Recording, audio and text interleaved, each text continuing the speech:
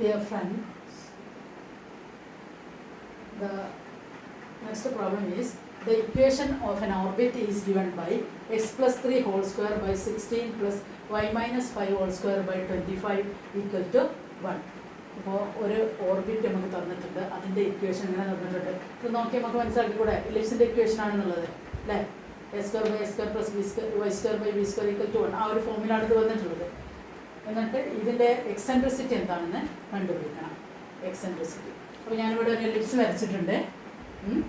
എലിപ്സിൻ്റെ centre സീന്നോ അല്ലെങ്കിൽ ഓന്നൊക്കെ കൊടുക്കാം. 2 focus ഇവിടെ മാർക്ക് ചെയ്തിട്ടുണ്ട് എലിപ്സിൻ്റെ.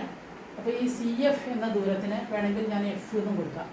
ഫോക്കസിലേക്കുള്ള ദൂരം എന്നുള്ള അർത്ഥത്തിൽ എഫ് എന്ന് കൊടുക്കാം. അതിൻ്റെ ഫോക്കസിലേക്കുള്ള ദൂരത്തിനുള്ള ഫോർമുല നമ്മൾ മുമ്പ് ഡിറൈവ് ചെയ്തിട്ടുണ്ട്. A epsilon, F is equal to A epsilon. C F എന്നോ അല്ലെങ്കിൽ എഫ് എന്നോ പറയാം. ഈ ദൂരം എ എപ്സിലോൺ ആണ്, നമ്മൾ പഠിച്ചതാണ്. ഇതിൽ നിന്ന് epsilon is equal to F by A. ഈ ഫോർമുലയാണ് നമ്മൾ ഉപയോഗിക്കേണ്ടത് എക്സെൻട്രിസിറ്റി കാണാൻ വേണ്ടി. ഇനി എലിപ്സിനെ സംബന്ധിച്ചിടത്തോളം സെമി മേജർ ആക്സിസും സെമി മൈനർ ആക്സിസും തമ്മിലുള്ള ബന്ധവും നമ്മൾ പഠിച്ചിട്ടുണ്ട്. B is equal to A into root of 1 minus epsilon square. ഇനി ഇതൊന്ന് സ്ക്വയർ ചെയ്യുക. അപ്പോൾ എന്ത് കിട്ടും? B square is equal to A square into 1 minus epsilon square. ഇനി എ സ്ക്വയർ കൊണ്ട് ഇതിൻ്റെ ഉള്ളിലുള്ളതിനെ മൾട്ടിപ്ലൈ ചെയ്യുക. അപ്പോൾ B square is equal to A square into 1 A square minus A square epsilon square. അങ്ങനെ കിട്ടും അല്ലേ? ഈ എ സ്ക്വയർ എപ്സിലോൺ സ്ക്വയറിനെ എ എപ്സിലോൺ ഹോൾ സ്ക്വയർ എന്നെഴുതാം. അപ്പോൾ B square is equal to A square minus A epsilon whole square. മനസ്സിലല്ലോ? Or B square is equal to A square minus A epsilon എന്താണ്? F ആണ്, ഫോക്കസിലേക്കുള്ള ദൂരമാണ്. അപ്പോൾ A square minus F square എന്നെഴുതാം. മനസ്സിലല്ലേ? ഇതിൽ നിന്ന് എഫ് സ്ക്വയർ എങ്ങനെ മാറ്റിയത്? എഫ് സ്ക്വയർ കൊണ്ടുവരിക. F square is equal to A square minus B square. അതിൽ നിന്ന് എഫ് എഴുതാലോ? F is equal to root of A square minus B square. അപ്പോൾ ഫോക്കസിലേക്കുള്ള ദൂരം കിട്ടാൻ എന്ത് ചെയ്താൽ മതി? Square root of semi major axis square minus semi minor axis square ചെയ്താൽ മതി. ഇത് നമുക്ക് വീണ്ടും ആവശ്യം വരും. F is equal to root of A square minus B square. ഇനി ആ ഫോർമുലയൊക്കെ അവിടെ എഴുതി വെച്ചു. ഏതൊക്കെ എഴുതി വെച്ചു? Epsilon is equal to F by എഴുതി. ആ എഫ് എന്താണെന്ന് എഴുതി. Root of A square minus B square എന്ന് എഴുതുകയും ചെയ്തു. ഓക്കെ. ഇനി നമുക്ക് തന്ന ഇക്വേഷൻ ഓഫ് ദ എലിപ്സ് അല്ലെങ്കിൽ ഓർബിറ്റ് എന്താണ്? X plus 3 whole square by 16 plus Y minus 5 whole square by 25 equal to 1 എന്നാണ് ഇക്വേഷൻ അല്ലേ? അത് ഞാൻ ഈ 16നെ 4 സ്ക്വയർ എഴുതാം. അപ്പോൾ X plus 3 whole square by 4 square plus Y minus 5 whole square by 5 square equal to 1. ഈ രീതിയിൽ മാറ്റി എഴുതും.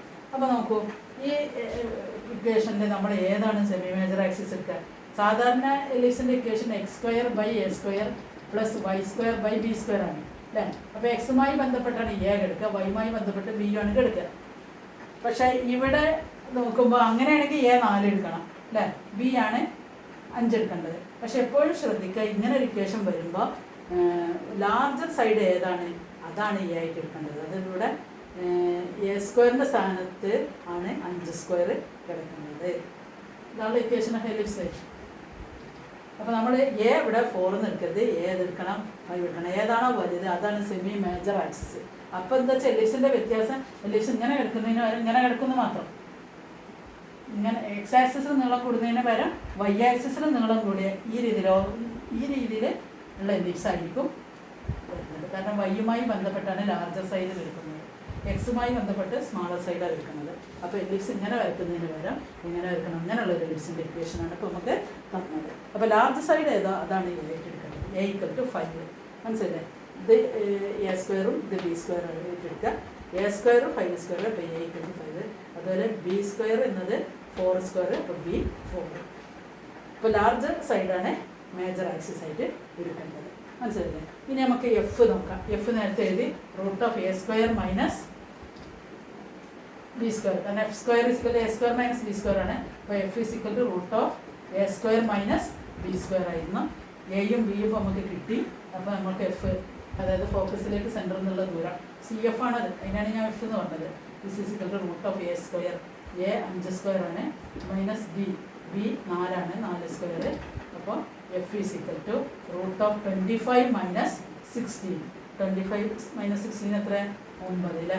അപ്പോൾ F is equal to root of 9 or F is equal to 3. അപ്പോൾ എഫ് 3 കിട്ടി. ഇനി എപ്സിലോൺ കണ്ടൂടെ? എഫ് 3 കിട്ടി. അപ്പോൾ എപ്സിലോൺ ഈക്വൽ ടു എഫിന് 3 കൊടുക്കാം. എ നമുക്ക് 5 കിട്ടിയിരുന്നു, 5 കൊടുക്കാം.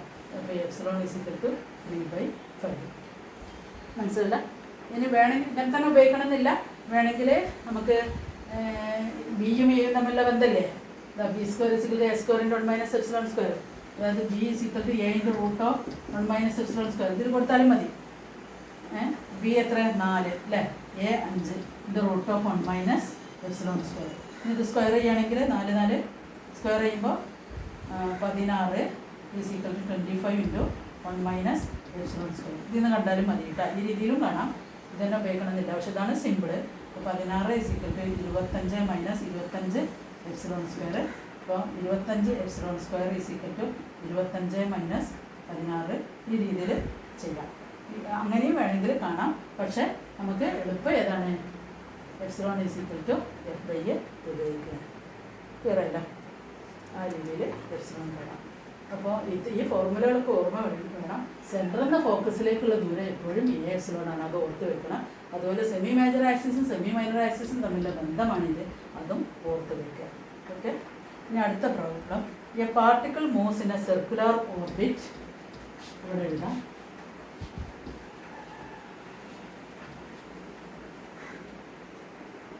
A particle moves in a circular orbit. In a circular orbit, in a force field,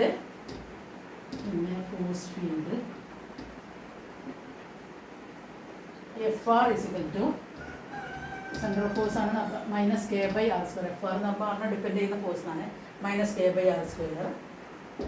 suddenly K becomes K by 2.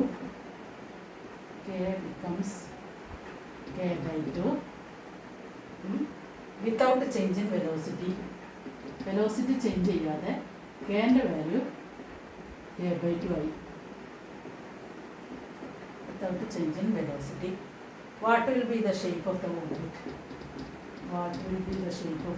orbit? അങ്ങനെയാണെങ്കിൽ ഓർബിറ്റിൻ്റെ ഷേപ്പ് എന്തായിരിക്കും? എന്താ പറഞ്ഞത്, ഒരു പാർട്ടിക്കിള് ഒരു സർക്കുലാർ ഓർബിറ്റിൽ മൂവ് ചെയ്യാണ്. അതിൻ്റെ ഫോഴ്സ് തന്നിട്ടുണ്ട്, ഫോഴ്സ് ഫീൽഡ് തന്നിട്ടുണ്ട്. F R is equal to minus K by R square ആണ്. അങ്ങനെ നിൽക്കുന്നിടത്തുനിന്ന് കെ പെട്ടെന്ന് കെ ബൈ 2 ആയി മാറി. അങ്ങനെയാണെങ്കിൽ ആ കെ ബൈ 2 ആയി മാറുമ്പോൾ വെലോസിറ്റിക്ക് ചേഞ്ച് ഒന്നും വന്നിട്ടില്ല. അങ്ങനെയാണെങ്കിൽ ഷേപ്പ് ഓഫ് ഓർബിറ്റ് എന്താണെന്നാണ് കണ്ടുപിടിക്കേണ്ടത്. മനസ്സിലായില്ലേ? അപ്പോൾ നമുക്ക് തന്ന കാര്യങ്ങൾ എഴുതാം. F R is equal to minus K by R square, inverse square of force ആണ്. അതായത് നമ്മളിങ്ങനെ minus G M M by R square ഒക്കെ എഴുതൂലേ, അതേപോലെയാണ് നടത്താം. അങ്ങനെയാണെങ്കിൽ യു ആർ എന്തായിരിക്കും, minus G M M by R ആണ് അല്ലേ. പൊട്ടൻഷ്യൽ ഇങ്ങനെയല്ലേ വരിക. അപ്പോൾ മൈനസ് ഇങ്ങനത്തെ ഈ രീതിയിൽ ഫോഴ്സ് തന്നാൽ അതിൻ്റെ potential minus K by R ആണ്. ഇത് നമുക്ക് ചെയ്ത് വെക്കാൻ പറ്റും. യു ആർ കിട്ടാൻ വേണ്ടി പൊട്ടൻഷ്യൽ പറഞ്ഞാൽ നെഗറ്റീവ് ഓഫ് വർക്കാണ്, എഫ് ആർ ഡി ആർ. ഇത് ചെയ്ത് നോക്കിയാൽ മതി. ഇത് എഫ് ആറിന് minus K by R square D R കൊടുത്തു കഴിഞ്ഞാൽ നമുക്ക് ഇതേ ആൻസർ തന്നെ കിട്ടും. അത് വേണമെന്നില്ല, ഈ ഇൻവേഴ്സ് സ്ക്വയറിലോ ഫോഴ്സിൽ പൊട്ടൻഷ്യലിൻ്റെ formula minus K by R ആണ്. അങ്ങനെ എഴുതിയാലും മതി. ഇനി കൈനറ്റിക് എനർജി എന്ന് പറയുന്നത് എന്താണ്, ഹാഫ് എം വി സ്ക്വയർ ആണ്. Kinetic energy equal to half M V square. അതിൽ വി എന്ന് പറയുന്നത് വെലോസിറ്റി ഓഫ് ദ പാർട്ടിക്കിളാണ് മൂവിങ് ഇൻ ദ ഓർബിറ്റ്. ഒരു സർക്കുലാർ ഓർബിറ്റിലാണ് ഈ പാർട്ടിക്കിൾ മൂവ് ചെയ്യുന്നത്. അതിൻ്റെ മാസാണ് എം. മനസ്സിലായില്ലേ? അപ്പോൾ അന്നേരമുള്ള കൈനറ്റിക് എനർജിയാണ് ഹാഫ് എം വി സ്ക്വയർ എന്ന് പറയുന്നത്. അപ്പോൾ വി എന്ന് പറയുന്നത് ഈ പാർട്ടിക്കിൾ ഈ ചുറ്റുന്ന ഓർബിറ്റൽ വെലോസിറ്റി പോലെ എടുക്കാം. ചുറ്റുന്ന വെലോസിറ്റി v1. അതിൻ്റെ ഫോർമുല എന്താ, വി ഒ എന്നത് root of G M by R ആണ്. അപ്പോൾ വി സ്ക്വയർ എന്നത് വി ഒ സ്ക്വയർ എന്ന് എഴുതിക്കൂടെ. വി 0 ആണ്, അല്ലെങ്കിൽ വി ഒ ആണ്. V O root of G M by R ആണ്. അപ്പോൾ വി സ്ക്വയർ എന്നത് v0 സ്ക്വയർ എന്ന് എഴുതാം, അല്ലെങ്കിൽ വി ഒ സ്ക്വയർ എന്ന് എഴുതാം. അത് റൂട്ട് മാറ്റുക ജി എം ബൈ ആർ ആണ്. അപ്പോൾ കൈനറ്റിക് എനർജി കാണാമല്ലോ. therefore kinetic energy is equal to half M into V square. V square എന്താ, വി ഒ സ്ക്വയർ ആണ്. അപ്പോൾ half M into G M by R എന്ന് എഴുതാം. Or kinetic energy is equal to G M M by 2r. അങ്ങനെ എഴുതാം. ഇനി G M എമ്മിന് ഞാൻ കെ എന്ന് കൊടുക്കുകയാണെങ്കിൽ kinetic energy is equal to K by 2r എന്ന് കൊടുക്കാം. K by 2r. മനസ്സിലായില്ലേ? അപ്പോൾ kinetic energy K by 2r ആണ്. Potential energy minus K by R ആണ്. Minus K by R. അപ്പോൾ ടോട്ടൽ എനർജി കാണാലോ. Total energy is equal to kinetic energy plus potential energy equal to kinetic energy K by 2r minus K by R. Plus minus എന്ന് എഴുതണം. അപ്പോൾ ഞാൻ ഒന്നിച്ച് minus എന്ന് എഴുതി. ക്ലിയർ അല്ല? അപ്പോൾ ഇത് ചെയ്താൽ എന്താ കിട്ടുക? Total energy is equal to K by R പുറത്തേക്ക് എടുക്കുകയാണെന്ന് ചോദിക്കുക. കെ ബൈ ആർ പുറത്തേക്ക് എടുക്കുകയാണെങ്കിൽ ഇവിടെ 1/2 വരും. 1/2 മൈനസ് 1 വരും. അപ്പോൾ മൈനസ് കെ ബൈ 2r എന്നല്ല ആൻസർ വരിക. ഇ ഈസ് ഈക്വൽ ടു ഇതെങ്ങനെ വരും? K by R into minus 1/2 എന്ന് വരും. മൈനസ് 1/2. അപ്പോൾ മൈനസ് കെ ബൈ 2r. ഇതാണ് ടോട്ടൽ എനർജി. മനസ്സിലായില്ലേ? ഇനി എന്താ സംഭവിക്കുന്നത്? ഈ കെയുടെ വാല്യൂ കെ ബൈ 2 ആവുകയാണ്. കെയുടെ വാല്യൂ കെ ബൈ 2 ആണ്. അതേസമയം വെലോസിറ്റിക്ക് ചേഞ്ച് ഇല്ല എന്ന് പറഞ്ഞു. അങ്ങനെയാണെങ്കിൽ പൊട്ടൻഷ്യൽ എനർജി എന്താവും? പൊട്ടൻഷ്യൽ എനർജിയുടെ formula minus K by R ആയിരുന്നു. ഇക്വേഷൻ കൊണ്ട് നോക്കാം. U R is equal to minus K by R ആയിരുന്നു. ആ കെ ബൈ 2 ആയി. അപ്പോൾ പൊട്ടൻഷ്യൽ എനർജി എന്തായി? മൈനസ് കെ ബൈ 2r എന്നാണ്. കെക്ക് വരെ കെ ബൈ 2 ഇടുക. അപ്പോൾ കെ ബൈ 2r എന്നായി. ഇതാണ് ഏത്? Potential energy. പക്ഷെ വെലോസിറ്റിക്ക് മാറ്റില്ല അല്ലേ? വെലോസിറ്റിക്ക് മാറ്റില്ല. അപ്പോൾ അതെന്ത് തന്നെയാണ്? Half kinetic energy. Kinetic energy എങ്ങനെ എഴുതണം? ഹാഫ് mv² ആണ് അല്ലേ? വിക്ക് നമ്മൾ വാല്യൂ കൊടുത്തത് ഇപ്പോൾ നമ്മൾ എഴുതിയില്ലേ? എന്തായിരുന്നു എഴുതിയത്? Kinetic energy half mv². Kinetic energy അവസാനം നമുക്ക് കെ ബൈ 2r എന്ന് കിട്ടി. കെ ബൈ 2r എന്ന് തന്നെ കിട്ടി. അതിന് മാറ്റില്ല. വെലോസിറ്റി മാറാത്തതുകൊണ്ട് കുറച്ച് മുമ്പ് നമ്മൾ എഴുതിയില്ലേ? ഹാഫ് mv² എന്താണ്? കെ ബൈ 2r ആയിരുന്നു. അപ്പോൾ വെലോസിറ്റി മാറാത്തതുകൊണ്ട്, മാസം ഏതായാലും മാറില്ല, വെലോസിറ്റി മാറാത്തതുകൊണ്ട് നമുക്ക് ഇത് കെ ബൈ 2r തന്നെ വന്നു. മനസ്സിലല്ലേ? വെലോസിറ്റി മാറാത്തതുകൊണ്ടാണ് അതേ ഫോർമുല എഴുതിയത്, കെ ബൈ 2r. അപ്പോൾ അങ്ങനത്തെ ഒരു കേസിൽ ടോട്ടൽ എനർജി എന്തായിരിക്കും? പൊട്ടൻഷ്യൽ എനർജി ഇപ്പോൾ കെ ബൈ 2r ആയി, മൈനസ് കെ ബൈ 2r ആയി. കൈനറ്റിക് എനർജി ആദ്യത്തെ വാല്യൂ തന്നെ മാറ്റില്ല, വെലോസിറ്റി മാറാത്തതുകൊണ്ട് കെ ബൈ 2r ആയി. അപ്പോൾ അത്തരം ഒരു കേസിൽ ടോട്ടൽ എനർജി എന്തായിരിക്കും? Total energy equal to kinetic energy plus potential energy. അപ്പോൾ എന്തായി? ഈ ഈക്വൽ ടു കൈനറ്റിക് എനർജിയിൽ മാറ്റില്ല, K by 2r plus potential energy minus K by 2r. അപ്പോൾ എന്തായി ആൻസർ? ടോട്ടൽ എനർജി 0 ആയി. Total energy equal to 0. ഇനി നിങ്ങൾ മുമ്പ് പഠിച്ചത് നോക്കുക. ടോട്ടൽ എനർജി 0 ആകുമ്പോൾ പല കേസുകൾ ഞാൻ പറഞ്ഞിരുന്നു. ടോട്ടൽ എനർജി 0 ആകുമ്പോൾ എപ്സിലോൺ ഈക്വൽ ടു 1 ആയിരിക്കും. ആ ഭാഗം ഒന്ന് മറിച്ച് നോക്കുക. മനസ്സിലായില്ലേ? എപ്സിലോൺ 1 ആണെങ്കിലോ orbit be parabola. Orbit is a parabola. അപ്പോൾ what will be the orbit എന്നാണ് ചോദിച്ചത്? കെ ബൈ 2 ആകുമ്പോൾ. മനസ്സിലായില്ലേ? അപ്പോൾ ടോട്ടൽ എനർജി 0 ആണ്. Total energy 0 means epsilon equal to 1, then orbit is a parabola.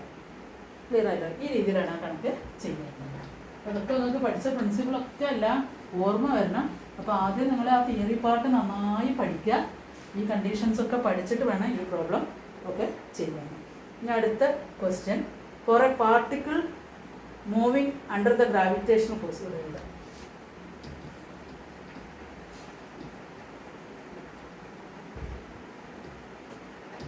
For a particle moving under gravitational force,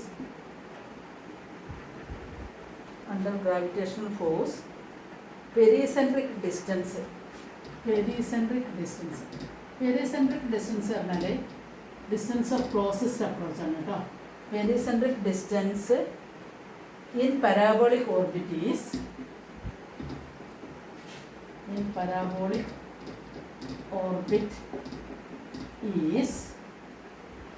RP. In parabolic orbit is RP, while that of the circular orbit is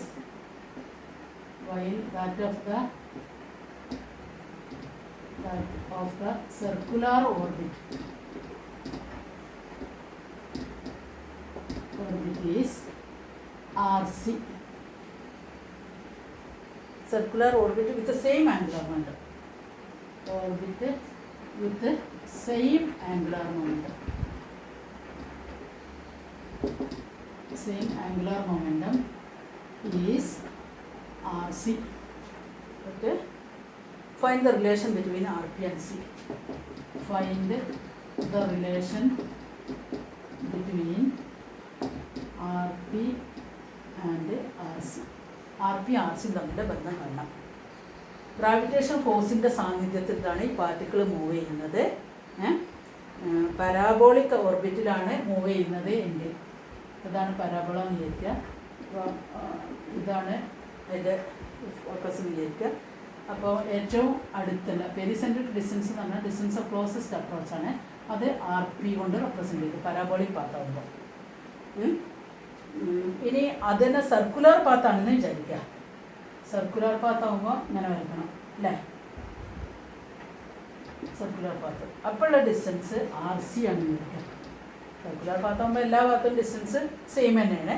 ഏതായാലും അത് RC എടുത്തു. മനസ്സിലല്ലേ? അപ്പോൾ distance of closest അപ്രോച്ചാണ് നമ്മൾ എടുക്കുന്നതെങ്കിൽ മുമ്പേ നമ്മൾ θ=0 എടുത്തത് അല്ലേ, ഓർമ്മയില്ലേ? എലിപ്റ്റിക്കൽ പാത്തൊക്കെയാണ് വിചാരിക്കുക. അപ്പോൾ ഈ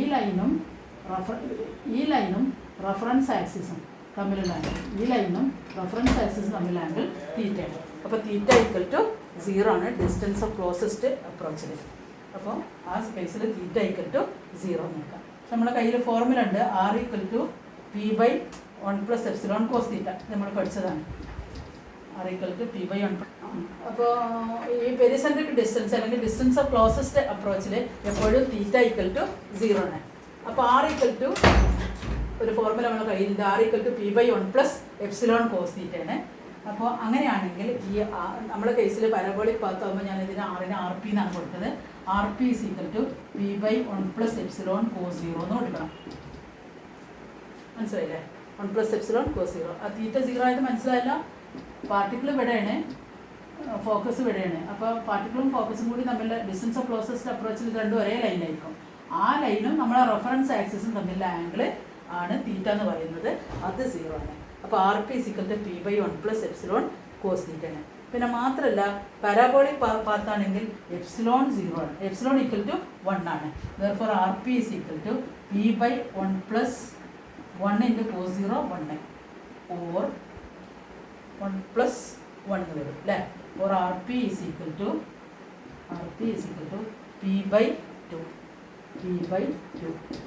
ഇതിന് ഇക്വേഷൻ കൊണ്ട് നോക്കുക. RP=P/2 എന്ന് കിട്ടി. ഇനി സർക്കുലർ പാത്താണെങ്കിൽ RC വേണം. RC അവിടെ നമ്മൾ ഇതേ ഫോർമുല ഉപയോഗിക്കുക. സർക്കുലർ പാത്ത് ആണെങ്കിലും ഈ ആംഗിൾ θ 0 ആയിട്ട് തന്നെ എടുക്കാം. എപ്സിലോൺ എന്താണ് സർക്കുലർ ഓർബിറ്റിന്? ε=0 ആണ്. ഫോർ സർക്കുലർ പാത്ത്, സർക്കിളാണ് പാത്ത് എങ്കിൽ ε=0 നമ്മൾ പല പ്രാവശ്യം പറഞ്ഞിട്ടുണ്ട്. അപ്പോൾ RC=P/1+0 × cos 0. ഇതെന്തായാലും വേണ്ടില്ല, കോസ് θ എന്തായാലും. ഇപ്പോൾ ഇവിടെ എടുത്താലും R=RC തന്നെയാണ്, സർക്കിൾ ആയതുകൊണ്ട്. അപ്പോൾ കോസ് ഞാൻ പ്രത്യേകിച്ച് 0 എന്ന് പറയുന്നില്ല. അപ്പോൾ ഇങ്ങനെയാണ്. ഇതായാലും R=RC, സർക്കിൾ ആകുമ്പോൾ എല്ലാ ഭാഗത്തും ഡിസ്റ്റൻസ് സെയിം ആണ്. അപ്പോൾ നമ്മൾ cos 0 എന്ന് എഴുതണ്ട, cos θ തന്നെ എഴുതിക്കോളൂ, പ്രശ്നമില്ല. അത് ആ പോയിന്റ് ഇവിടെ ആണെങ്കിൽ നമുക്ക് θ0 എടുക്കാം. അപ്പോൾ 1+0 × cos θ എന്ന് എഴുതി. അപ്പോൾ 0 ആയതുകൊണ്ട് ഇത് 0 തന്നെ. അപ്പോൾ P/1 ആയി, P ആയി. അപ്പോൾ RC=P ആയി. ഇനി RP/RC ആണ് കണ്ടത്. RP/RC=P/2 / P. അപ്പോൾ എന്ത് വരും? 1/2 വരും. 1/2. അപ്പോൾ RP/RC എന്നത് 1/2 എന്ന് ആൻസർ കിട്ടും. മനസ്സിലല്ല? ഇനി നമുക്ക് ഒരു പ്രോബ്ലം കൂടി ചെയ്യാം.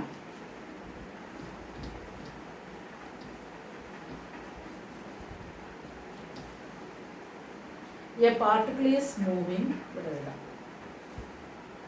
A particle is moving under central force.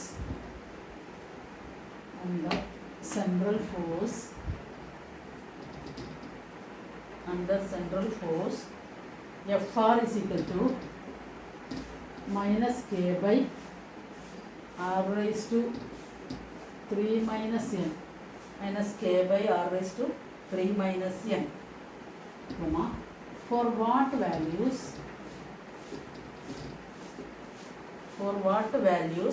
of n the orbit of the particle can be closed. The orbit of the particle can be closed.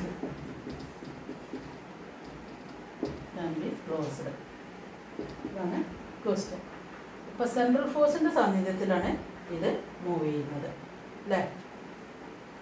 ആ സെൻട്രൽ ഫോഴ്സ് തന്നിട്ടുണ്ട്. എന്താ ചോദിച്ചത്? ഒരു സെൻട്രൽ ഫോഴ്സ് -k/r⁻³ - എന്നൊരു ഫോഴ്സിൻ്റെ സാന്നിധ്യത്തിലാണ് particle move ചെയ്യുന്നത്. അപ്പോൾ ഈ എന്നിൻ്റെ വാല്യൂ എന്തായിരിക്കണം ഈ ഓർബിറ്റ് ക്ലോസ്ഡ് ആവാൻ? ആ എന്നിൻ്റെ വാല്യൂ ആണ് നമ്മൾ കണ്ടെത്തേണ്ടത്. മനസ്സിലായില്ലേ? അപ്പോൾ ആ ഫോഴ്സിൻ്റെ വാല്യൂ നമുക്ക് തന്നു -k/r⁻³ - ഇതാണ് ഫോഴ്സ്. ഇതിൻ്റെ അട്രാക്റ്റീവ് ആയതുകൊണ്ടാണ് ഇങ്ങനെ നെഗറ്റീവ് വന്നത്. ന്യൂമറിക്കൽ വാല്യൂ എഴുതുകയാണെങ്കിൽ FR = k/r⁻³ എന്നുള്ള ന്യൂമറിക്കൽ വാല്യൂ. ഇനി ക്ലോസ്ഡ് ഓർബിറ്റ് ആണെങ്കിൽ നമ്മൾ കണ്ടീഷൻ പറഞ്ഞിരുന്നു. ക്ലോസ്ഡ് പറഞ്ഞാൽ അടഞ്ഞ ഓർബിറ്റ് ആവണം അല്ലേ, അടഞ്ഞ ഓർബിറ്റ് ആവണം. അപ്പോൾ നമ്മളൊരു FR-നെ സെൻട്രിഫ്യൂഗൽ ഫോഴ്സ് ഒക്കെ പഠിച്ചതല്ലേ അടഞ്ഞ ഭാഗത്താണെങ്കിൽ. അപ്പോൾ FR = mv²/r നമ്മൾ പഠിച്ചതാണ്. അപ്പോൾ നമുക്ക് ഈ രണ്ട് ഇക്വേഷനും കൂടി കമ്പയർ ചെയ്തിട്ട് എന്നിൻ്റെ വാല്യൂ കാണാം. Therefore, k/r⁻³ is equal to mv²/r. മനസ്സിലായില്ലേ? ഇനി ഇതെങ്ങനെ എഴുതാം? വിയുടെ വാല്യൂ, അതായത് ക്ലോസ്ഡ് പാത്തിലൂടെ പാർട്ടിക്കിൾ ചുറ്റല്ല ചെയ്യണത്.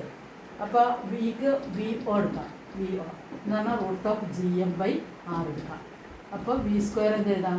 GM/r എന്ന് എഴുതാം. റൂട്ട് ഒഴിവാകും. അപ്പോൾ k/r⁻³